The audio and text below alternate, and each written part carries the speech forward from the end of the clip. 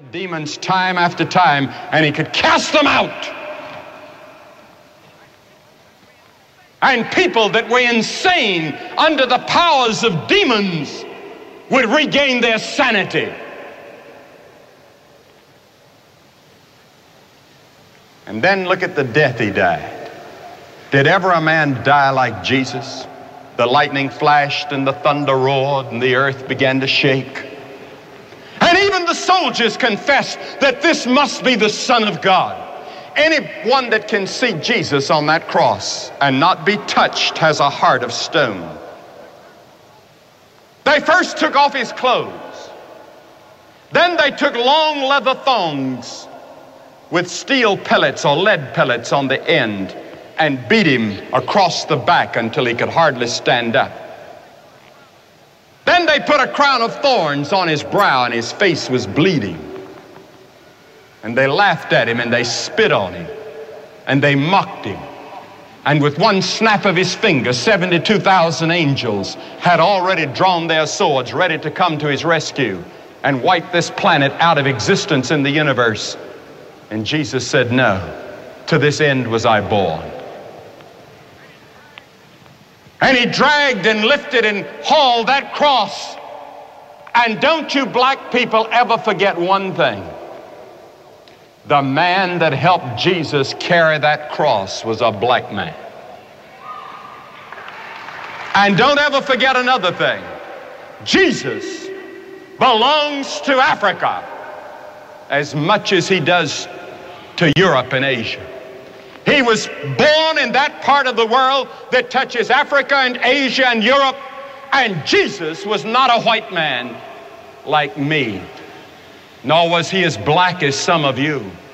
We don't know what the color of his skin, but it must have been a dark color like the people of his day, because he was a man like them. Don't ever say it's a white man's religion or a black man's religion. It's a world religion.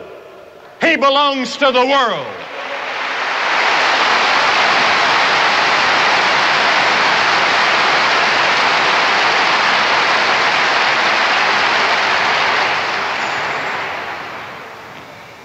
When he died on that cross, and they nailed him, they put the nails in his hands. And you know what he said? "Forgive them, they know not what they do." Forgive them. Could you forgive somebody that's putting nails in your hands and you know you didn't deserve it? He didn't squirm, he didn't yell, he didn't scream. He just took it and said, "Lord, forgive them. They don't know what they're doing." That's how he confronted the violence of his day.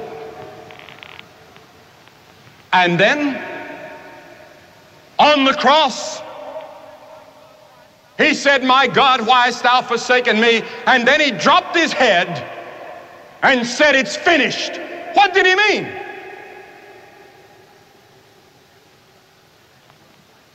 He meant your plan of salvation was finished.